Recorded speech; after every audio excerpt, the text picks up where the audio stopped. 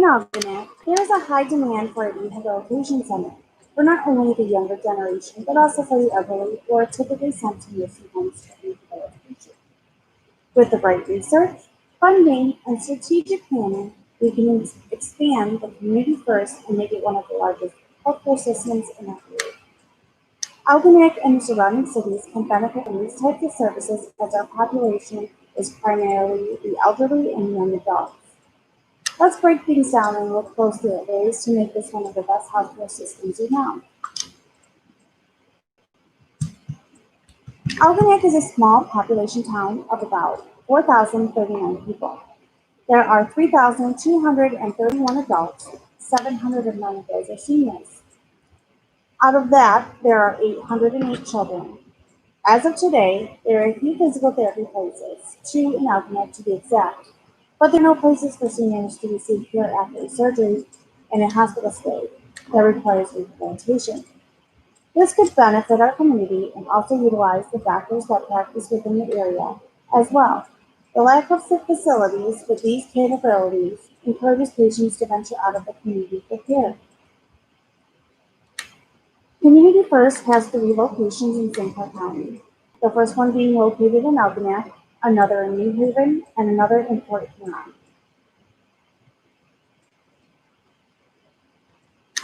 In Algonac, we have First Health Care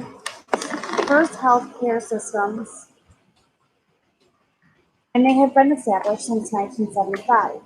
We offer a wide variety of services from primary health care, family medicine, maternal infant health, and WIC, women and children care. They also have their own diagnostic center at each location and a laboratory. The physical therapists in our area are out of network. They don't work with Medicaid or Medicare insurances. There is a vacant building right next door to the Algonac location building. The building has sat empty for several years. The building is approximately 20,000 square feet. Rent for this building is $10,000 per month and equals to out to be $120,000 a year with the option to buy after 3 years. I have decided to create a 9-bed facility with 14 rooms total. It would include 9 beds, a reception area. It would include a shower room, a kitchen, a common room, and a physical therapy, occupational therapy room as well. Typically, the higher value of the property base rent the landlord will ask. However, the more leverage you have as a tenant, such as a long-term lease requirement, a large size requirement, good credit, etc., the more you should be able to negotiate the rate down. The landlord is willing to include the property tax and insurances that are required in the monthly rent. They would just like to see the building occupied.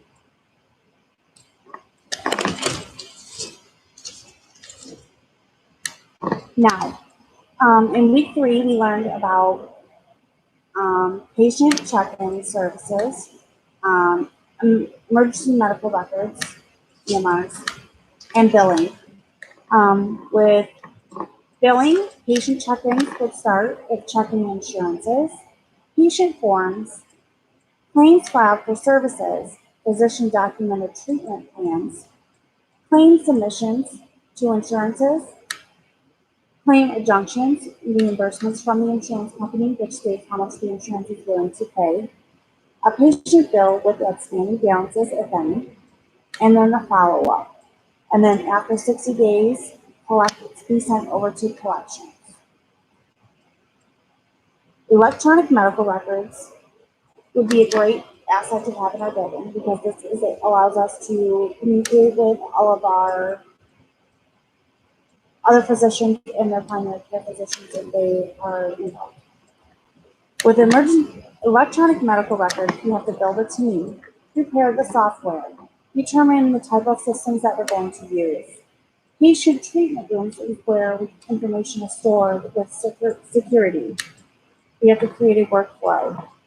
We have to train all of our staff on how to use the new electronic medical records and put the program in place.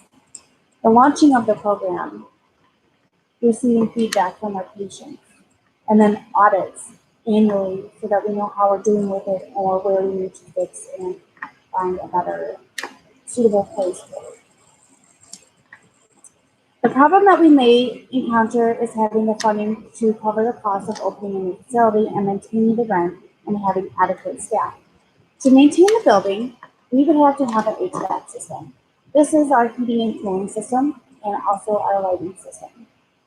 This can be rather costly, which it would cost $500,000 to install with the correct system with that size of a building.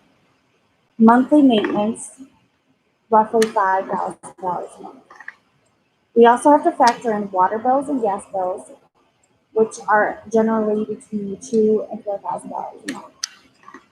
Our staffing is what's going to be our biggest challenge, as we need nurses, we need nurses aides, we need kitchen staff, we need cleaning staff, we need receptionists, we need physical therapists, occupational therapists, and we also need maintenance for the grounds and the building. With staffing, we're looking at roughly $840,000 per year to cover all of our staffing.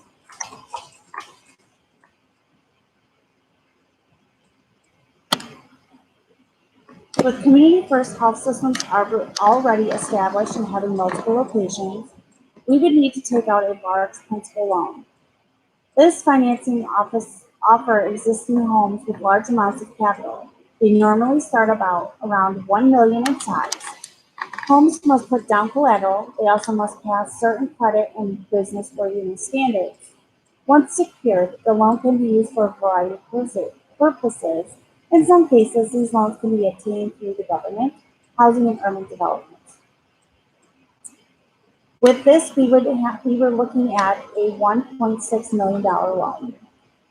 This would cover all costs for the first year with staffing, rent, and being able to make payments back on the loan without falling behind. As this facility runs and operates and we receive more revenue, I see this taking off. My recommendation is to use the other locations as our collateral and borrow on those facilities, as they have been in service for a many number of years, that this is a great borrowing tool to use. There are also many grants that are open for rehabilitation centers, especially with running an HVAC system. There are many benefits to using that. They offer tax write-offs. They offer money-saving grants where they come in and audit your system, and they allow you to find ways to save more money and keep your bills stable, where it's the same every month. We also have the option of bringing in a private practice, physical therapist, and occupational therapist. Their home would be our office, but they would bring their patients with them to our facility, which is a great thing for us because not only can they work with the healthcare systems they're with now, but they can also work with the hospitals and bring in more revenue. This will allow us to meet our rent, monthly rents, and allow us to keep our workflow going. For this type of facility, we can open up a range of new care and provide the community with the best possible care. There is always going to be a need for care for any type of patient, whether they are elderly or children, or even young adults. Physical therapy is in high demand as there's not enough that participate in the network of most insurances. With the way we see insurances these days, they are beginning to cover less unless they agree to work with the insurance companies and Medicare and Medicaid. This could bring so much to a small town community.